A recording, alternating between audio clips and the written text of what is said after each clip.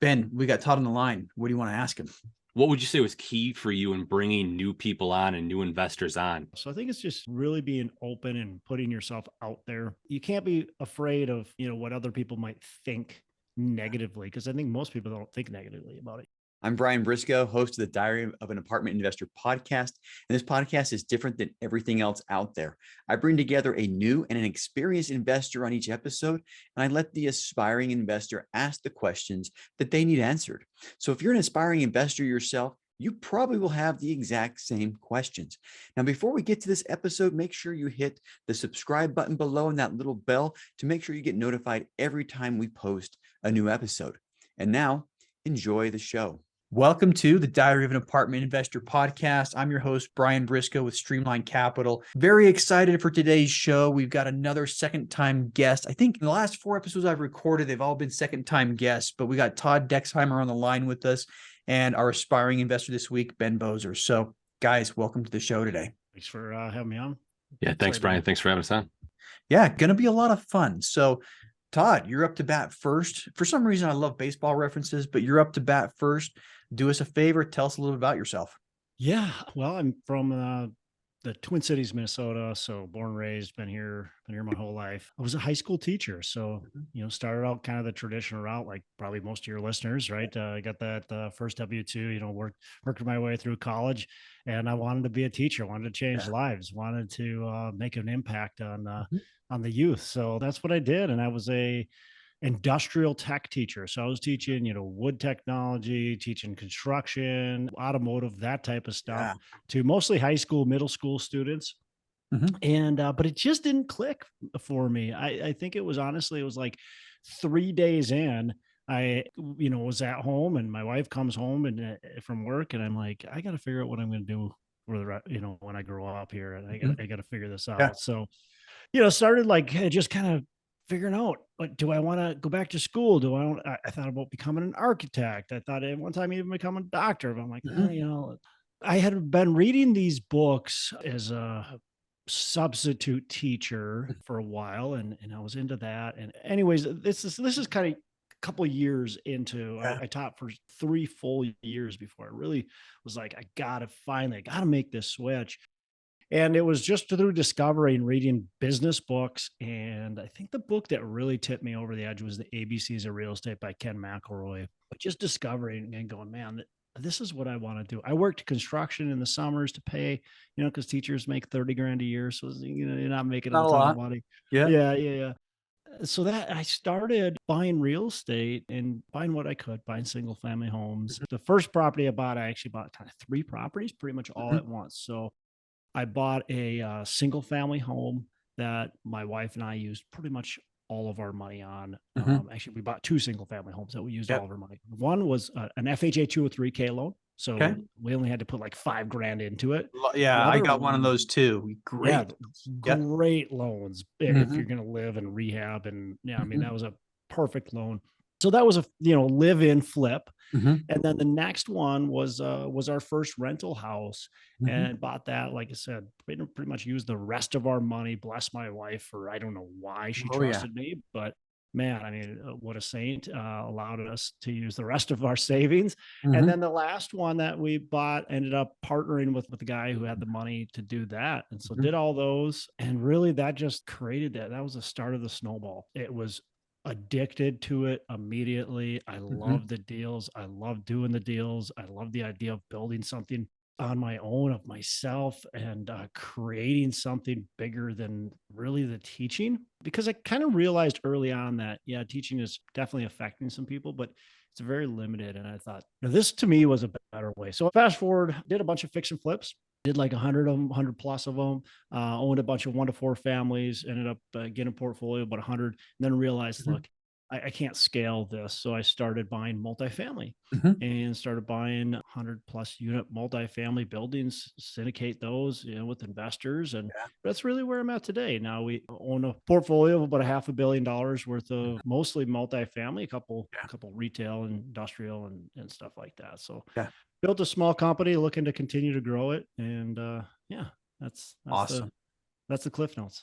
Awesome. Yeah, I love it. Love it. And I think a lot of people, they look at their job, they start flipping, whether it's accidental or, intentional. I've had a lot of accidental flippers on the show too, but accidental or intentional, and realize that, oh my goodness, I'm starting to make more money here Yeah. than my teaching job. And my last year in the military, I was pretty high up on the rank structure, so making a decent salary. My last year in the Marine Corps, I made a lot more with real estate, and I was just like, dude, I gotta get out of this thing. But love what you did there, and same progression that a lot of people hit is I built up myself a really nice portfolio of single family homes. How can I scale this? So I love that, love that. Now partnered with a couple people I know. I mean, assuming you're still with Endurus, correct? Yeah. Endurance Capital. So it's myself, my two business partners, Matt Bronner, Drew Whitson. All right. Awesome. Yeah. When I saw you guys came together and formed that company, I was like, finally, but I know you guys had known each other for quite a while, and you guys were all in the Twin Cities area and all doing different deals, but I was happy to see you guys come together for that. So anyway, let's talk about one of the properties. Pick your favorite one to highlight, and let's go into a little detail about it. Yeah, I'm going to pick one of the earlier properties, an 84 unit apartment building that I bought and have since sold. So, bought that back in early part of 2017. Now, was that a syndication, or did you buy that outright? Nope, that was a syndication. I had to raise $960,000 for it. Okay. Now, was that your first one, or? That was my first real syndication. Okay. Yeah, definitely. I mean, I'd raised money through my flipping days. And it's funny how you said accidental flipper. I swore off flipping after my first flip. I made like $2,000, and I'm like, I'm never going to do this again. This sucks. And then I ran out of money quickly, and I was like, I better start flipping. Flip again. But I was raising money for flips. I was raising money for the rental portfolio to kind of get those started. Then I'd refi. And so honestly, I went and talked to all the investors that had been with me, and I said, hey, this is what I'm doing. Do you want to come along for the ride? And all of them said, yeah, let's do it. That was most of my capital. And then a couple other, like, just referrals and other people that I kind of met through the years was the 960. But man, it was really tough to raise that money. Yeah. And I think most people, and I mean, Ben hopefully will have his first under contract soon, but I think most people, when they get to that first raise, it ends up being a lot harder than most people expect. And it definitely was for me. Our first raise, I wish I started in 17, but our first was in 19. And incidentally, we sold that deal yesterday, and Drew was the KP on that one. So got a pretty good relationship with him as well. But that was almost a $2 million raise. And oh my gosh, if that didn't take forever, it was just all hands on deck for, 3 straight months trying to get that in. But I made every mistake that you shouldn't do on the raise, and just learning curves, right? Yeah, it is. It is. So, well, how did that deal turn out? You said you came full cycle on it already. It was a C-class asset, and I have since decided we're no longer buying C-class assets. We're all about location now. So prior to the pandemic, I was starting to go, I don't know if I like C-class. I want to get out. And then the pandemic hit, and I saw that all of my rent was getting paid on time on all of my B class and A class located properties. However, the C class, not that we got crushed, we definitely didn't, but my C class had a lot more delinquencies on it.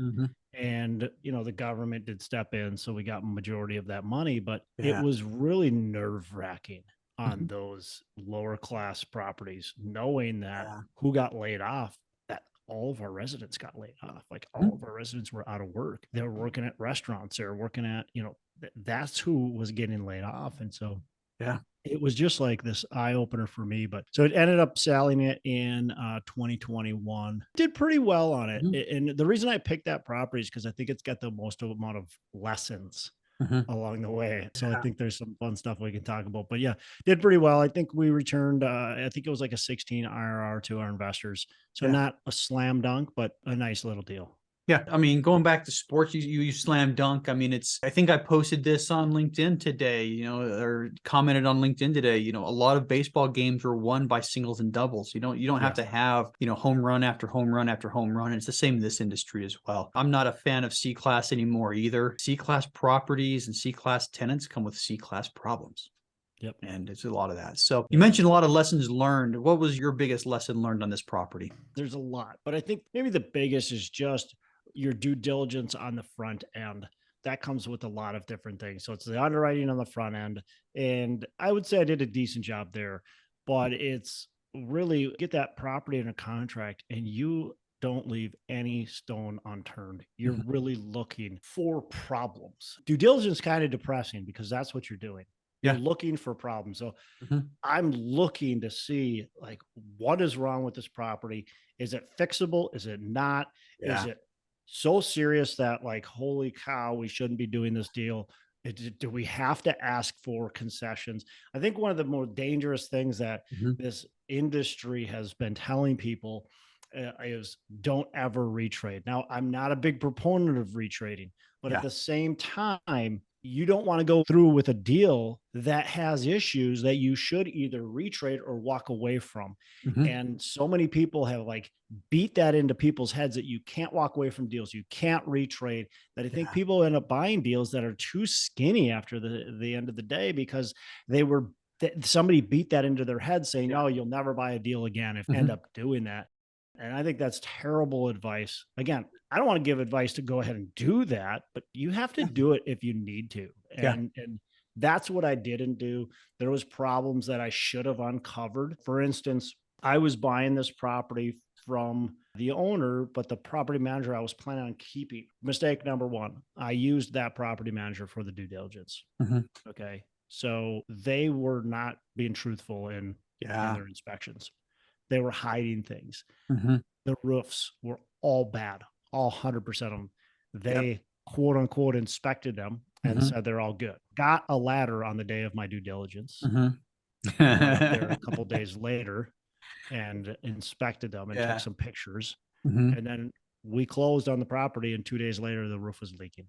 Yeah. Plumbing, I didn't do good plumbing inspections, Mhm. things like that. So we Yeah. had a lot of physical issues with the property that I should have uncovered. I ended up not using that property management company actually because they committed fraud during the process. Yeah. So they fraudulated the books, they cooked the books, and we caught them doing that. Good reason to move property management companies right there. But It was. you bring up some good points, with the no retrades and don't back out of deals. And in a way, that's true. You want to maintain good relationships with For sure. brokers. And if you become that guy that keeps on backing out of deals, the brokers are gonna like, yeah, this guy backs out of deals. Don't let him get it under contract. But Yes. retrades, my opinion on that, and you know, feel free to disagree. I think if it's something that's visible to the naked eye from a street level view, that's where you don't retrade on anything. You don't come to the Where you table and should have seen say, it. yeah, you should have seen it, but if you go into due diligence and you uncover something, and this happened to us before, where the owner said that the roofs were 7 years old, and then we randomly pick a roofer to come out and do a roofing inspection. And the guy gets up on the roof with us and he's like, yeah, this isn't a 7-year-old roof. He's like, we did this roof 14, 18, 20. He gave me the timeline and he's like, this needs to be redone, and so when you get information like that, I think that's where retrades, are, you need to retrade, you really Yeah. do. But Yeah. yeah. And We had another property where it was, looks Mhm. good from the surface. This wasn't exactly a retrade because we doing our first look after kind of getting under Mhm. LOI between PSA. But as you go there, the siding's bulged and you can push on the siding and moisture is coming out of the siding. Mhm. It was old LP Smart Side, that big class action lawsuit against it back in the 80s. And we found that out. And, it was like point of negotiations. I don't feel bad about something like Yeah. that. When Yeah. you've got a $280,000 problem that we have to fix that you didn't disclose, I don't feel bad about it. Yeah, I don't either. I don't either. So we've done a couple of retrades, and we just sold a property where somebody retraded on us, and it happens. But you come back to the table, you renegotiate. If it's a deal killer for either the seller or the buyer, you walk away. And that's what the due diligence contingency period is for. Yep. So well, cool. So let's shift gears a little bit and talk about one of my favorite subjects, and that's kind of motivation. So what is your big burning why? For me, it's about impact, right? It's about making and creating a difference in the world, really. But in my community, just people I know. So, I've got my own podcast, Pillars of Wealth Creation. Part of why I do that is I feel it creates impact. Everything I want to do and want to touch is something that's going to create impact. We do value add for our apartments because it creates impact. It's providing a really nice place for people to live, safe, solid housing. Of course, there's the motivation of growing the business, right? Of course, there's a motivation of continuing, but by continuing to grow the business, by continuing to make money, I feel like we can make greater impact on the community and on the people that we touch. So really it's about impact. And for me, the biggest impact that I want to create is financial education to people that are underserved.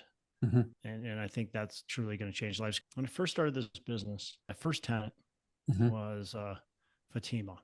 And Fatima was on Section 8. Mhm. And she comes to me and she said, she wants to apply for my place. And before she applied, she said, when I get off Section 8, will you still rent to me? Mhm. I said, absolutely. If you qualify for sure, I'd Yeah. rent to you. So good, because my grandma was on Section 8, my mom's on Section 8, and now I'm on Section 8. She says, Mhm. I don't want to be Yeah. on I want to Section get 8. off. I want to Good. get off, and I don't want my kids to see me on Section 8. And when they Mhm. get old enough, I don't want to see that, or I Yeah. don't want them to see that. She had the right intention, but Mhm. as far as I know, the last I heard, she hasn't changed Mhm. because she didn't have the financial education, because she didn't, Yeah. and it's really hard for people to get off of a government assistance. The government basically hamstrings you. Yeah. And not trying to get political, but that's just Yeah, how it it does. is. Yeah. And so that was a big motivator for me to see that and go, man, Yeah. I would love to help Fatima out and Yeah. be able to give her the help she needs. It's not the money. She doesn't need money. Mhm. She doesn't need clothing. She doesn't need all that kind of stuff. She needs Yeah. what's up here, right? She needs that financial education. She needs the mindset. She needs to understand how to get to a place where she can make her own money. Yeah. And with parents and grandparents that were all Section 8 tenants, she never learned that from her parents. Well, cool. Well, last question for you, and that's what's next? Your guess is as good as mine. I mean, what's next? Yeah. Growth and challenge. That's what's next. I mean, we're looking to grow. We're looking to continue to improve. I'm Yep. always looking for the next challenge. I'm always looking to stretch myself, to take risks, to face my fears. So that's what's next. I'm hoping Endurus grows and continues to prosper. I mean, we've got a $10 billion goal, but it's not really about the money. It's about the journey. It's about the growth. It's about about making impact, like I said earlier. I love it. Not about the money, it's about the growth. I'm probably going to use that someday. Not about Steal the it. money. How Yeah, do you- I'm writing it Fun. down right now. But that said, thanks for sharing, Ben. You've been waiting very patiently. So, real quick, how you doing? I'm doing well, Brian. How are you doing?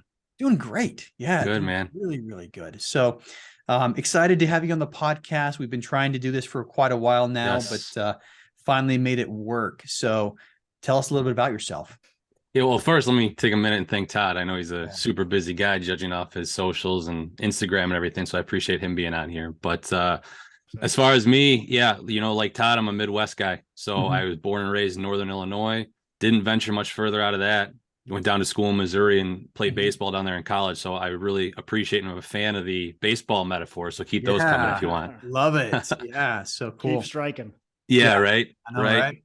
But yeah, like I said, it's kind of got what most people don't, piggybacking off what Todd said with the financial education. Surprisingly enough, in the public school system, I was introduced to the stock market. So I remember being a kid it had been middle school age.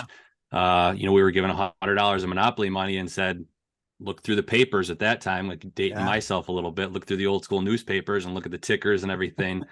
And that was right when cell phones were getting big. So all my Monopoly money went right to Nokia or Samsung or what have you. And the downside was when I cashed out and made that money, one, I thought, hey, that's kind of neat. I had X amount and now I've got substantially bigger and I had shares of a company, everything, but I couldn't buy anything, unless it was Park Place or Boardwalk or any of the railroads. I wasn't buying anything with that Monopoly money. So that kind of sparked my interest in investing. And, after getting out of college, I did what most people do. I went out and got a job. And in that job, a lot of worked a lot of holidays, missed a lot of holidays, missed a lot of birthdays.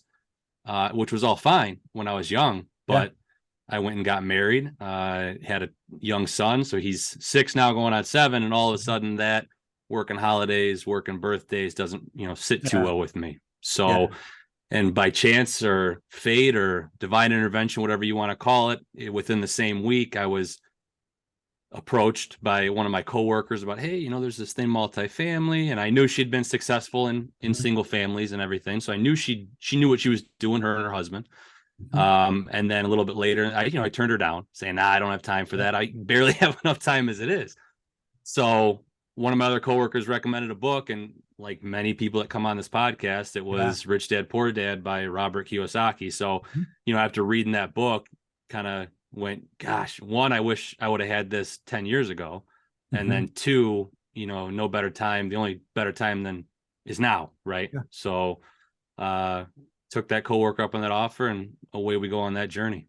Nice. Awesome. And I assume your coworkers, Ryan and Sean? Yes, Ryan and Sean, give them a shout out because they are hardworking people. Awesome. Well, I think you introduced me to them, so appreciate the intro, and they are great people. So I love it. Well, something you said, when I was young, I had 2 kids, and I think I rationalized, being away. This is what adults do. This is what we do. This is what I have to do to earn a living. But man, I wish I wouldn't have. But that said, we already kind of broached the subject. So what is your why? Yeah. And like you said, we broached the subject, and I know, right where I'm coming from with the military time away and everything, but it just got to a point, there was some personal things that came in my personal life where really you kind of look at everything and go, is this what it's meant to be? If I were to leave this world tomorrow, not to get, philosophical, but if I were to leave this world tomorrow, is what I've done and the impact, to go back to Todd, is the impact I've done on my family enough? And to me, that answer was no. Yeah.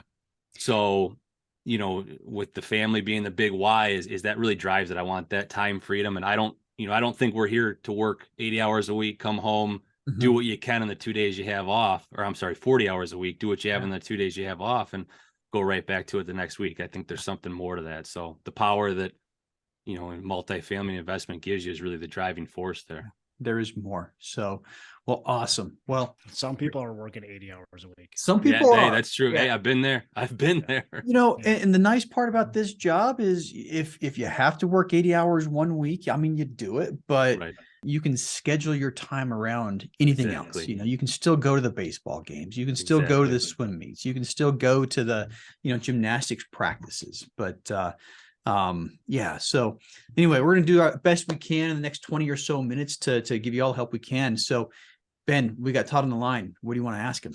So Todd, everybody's got their starting point and everything. And I know you touched on your first one being a smaller one, and it had to been a huge plus to you to bring a lot of those investors over. But once you started getting the next deal and the next deal, what would you say was key for you in bringing new people on and new investors on, and shaking that quote unquote, that new kids on the block stigma that comes along with a lot of it? A couple things. First of all, you got to tell people about what you're doing. That was something that I was nervous about doing because honestly, before I started this business, people would ask me like, what do you do? And I'd be like, oh, I'm in real estate. Oh, you're a realtor? Yeah, sure. Because I didn't want to, I felt like I was almost bragging to people about it. You have to tell people what you do. And here's my thought now is, I'm never asking somebody for money.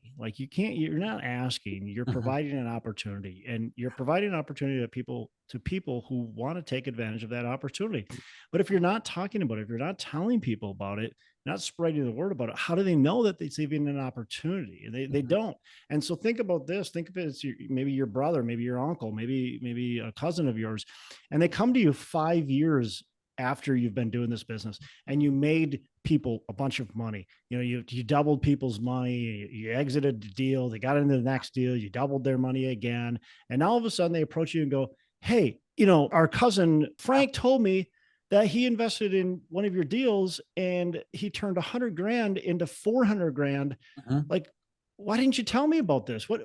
I thought you liked me. I thought we were friends. Like, oh, sorry. I was too embarrassed to say something to you. Like, what do you mean you're embarrassed? You're embarrassed to make me money? Like, Right. so I think a lot of people have that mindset block where they're like, they don't want to be salesy, pitchy. They don't want to be think of the Amway, person. I did my first deal. And once we closed on it, I wrote a blog article. I talked about it on my podcast. I went on other people's podcasts, talked about it. I put it on LinkedIn. I put it on Bigger Pockets. I just was out there telling people what I did. And it wasn't to brag about it. It was to educate about what I was doing, how I did it. I was trying to teach people how I did the first deal. I was trying to teach people the mistakes that I made, like what I learned, all that kind of stuff. So I think it's just really being open and putting yourself out there. You can't be afraid of, what other people might think negatively, because I think most people don't think negatively about it. You just think negatively. That's a good point. Tell people who you're close with and who you're around every day. And that's something I didn't do at first. I kind of put big X's in my mind over church and work. I didn't want to peddle my wares there, but word got out. People started realizing what I was doing, especially when I started this podcast. Somebody walked into work one day, he's like, I heard you on a podcast, and it was just like cats out of the bag. But I ended up getting people that worked with me to invest in deals, and it was just, I kind of had the attitude that they had to come to me. And when they came to me, I'd put them into stuff. But that's one thing that I kind of put X's over, and I kind of wish I didn't. I kind of wish that I would have been a little more open with people and just telling them what you do. And I would say use every opportunity you have to tell people what you do. Like you show up to work on Monday morning, somebody's going to ask, how was your weekend? Tell them, oh, I looked at 3 multifamily properties, or maybe you go out of town one day to visit a property. You come back, somebody's going to ask, so how was your day off? Oh, it was awesome. I went out to, Indiana, and I walked this, property, and I think we're going to buy it, just stuff like that. So you use every opportunity you have to talk about it. How do you get over the new kids on the block thing? I mean, that definitely is out there, but I think a lot of that's just your mindset. You're thinking small, right? You're thinking that you're all the new kid on the block. If you do one deal, you've done more than 95% of the population's ever done. Yeah. Right? One deal. Nobody buys a 20-unit apartment building. Right? Now everybody does if that's your circle. Mm-hmm. But in the real world, like that's just people that just don't do that. Mm-hmm. And so if you've bought a 10-unit, 20-unit, 30-unit, whatever apartment building, you are way farther than everybody else. And people dream about being a real estate investor. They just don't know how, or they got some sort of limiting beliefs. They've got some sort of fear around it. So just understand that you're not the new kid on the block, especially after you've done one deal. Love it. I think I like that. I like the way that you phrased, and I agree. It's not so much selling this to people, quote unquote selling. There's obviously elements of sales, but you're educating folks about it because not a lot of people know. And really you're just trying to pair them up with the right investment. So I think that's awesome. Yeah. Well, thanks for that. And then going forward, after that first, second, third, and you start to scale, what kind of tips do you have for scaling, and specifically with yours, because you've been so successful and you've scaled at such a large size business? Is there anything you can point to that was that single catalyst, that single spark that really started rocketing everything forward? Or was it just kind of a culmination of years of hard work? Yeah, I don't know if that's one particular thing, at least for me. But as far as scaling goes, it starts with your mindset and allowing yourself to have paradigm shifts. Right now we all have certain limiting beliefs. We have certain things that we think are possible, but being able to be courageous and step outside of those and to get outside of kind of those limiting beliefs and shift your paradigm is going to be probably maybe the single most important thing as you continue to grow and scale. But beyond that, like more practical and tangible things, building strong teams. This is not a do it by yourself business, even if you're the sole owner, which is fine. But you're still going to have really strong teams. So you want to learn how to become an effective leader and be able to lead teams, be able to lead people. We've got our asset manager, we've got our acquisitions manager, we got our investor relations, our bookkeeper, and so on. And so being able to lead those people effectively, and that's not going to start day one, right? But what is going to start day one is there's going to be people that are going to be an integral part of your business. Yeah. And so that's important. And just taking those risks, just being able to push forward all the time and take those big risks. There's many little things, right, that we can do to continue to scale. And I could give you a half an hour, 45-minute speech on scaling, but it really comes down to who you know, to how you who you know and how you lead. Yeah. I'm going to go back to something Todd said earlier. It's not about the money, it's about the growth. How do you scale? It's you got to grow is the answer. And I'm referring back to like a T. Harv Eker book and quote that I read many, many years ago, so I'm probably butchering it, but when you start out, you might be capable of solving what he calls like level 4 problems. And basically you grow and you get to the point to where you can graduate from solving level 4 problems to level 7 problems. And I mean, what Todd said about leadership is absolutely key. When you're growing, when you start bringing in more assets, you're going to bring in more employees too. At first it's going to be you and your partners who are hustling, but at some point, maybe it happens, maybe it doesn't, but at some point, if you want to scale and get to that higher level, you're going to have to bring in an employee. And it's about leadership. Then it's about growing your capabilities, and it's about leading the teams. Awesome. So to build on top of that, then, and this don't deny yourselves out or anything, doesn't need to be personal experience, but what are some pitfalls or top pitfalls that you can say, hey, along this road, steer clear of these because it's a common occurrence that's going to stagnate growth or even worse yet, reverse it? Yeah. Great question. I think it's all personal. It's all depends on who you are as a person. So everybody's going to make different types of mistakes. But I think there's some common themes, especially with entrepreneurs. First of all, but I think this is so many entrepreneurs when I talk to people on my podcast, when I talk to people at conferences, wherever, is we have this kind of like, we want to do, we want to create, we want to do, we have all these ideas that pop into our head. And so we have what everybody calls the shiny object syndrome, right? And so I think the biggest thing is like, there's a million ways to make money in real estate. You can make money doing a lot of different things, but just pick one and focus on it and do it. And that goes even when I go into real estate. So if we're talking multifamily, okay, you picked multifamily, great. Right. Now pick the market that you're going to be in, pick the exact size of multifamily, pick the class of multifamily, so we're not, I don't want you to go out and go, hey, I'm going to buy a value add. I'm going to buy new construction. Maybe I'm going to do some development. Oh, hey, I'm going to buy in Chicago, but now I'm going to buy in Milwaukee, and I'm going to go buy in Cincinnati, and I'm going to go buy in Dallas, or I'm going to go buy a C class and then an A class. And then, it's like, pick your lane and do it and focus on it but it's so easy to get this like, oh, somebody's made money in self-storage. I'm going to go do self-storage. Oh, that's the next best thing. And I think we all have that to a degree. The other thing that I think myself and a lot of entrepreneurs that I talk to think they need to do it all themselves. Yeah. We're really good at things, right? And so we have this control mentality where I've got to be in control of the situation and I can't let somebody else have the control. And it's not even necessarily that I'm just this super controlling person, but that's just what happens, right? You just like, no, I'm just going to go do it. I'm going to do it. It takes too much time to explain to somebody else and I can just do it, And so be willing to give things up. And when we talk about scaling, that's a huge aspect of scaling. Be willing to give things up, create, systems and processes, create job descriptions so you can start giving things up to other people.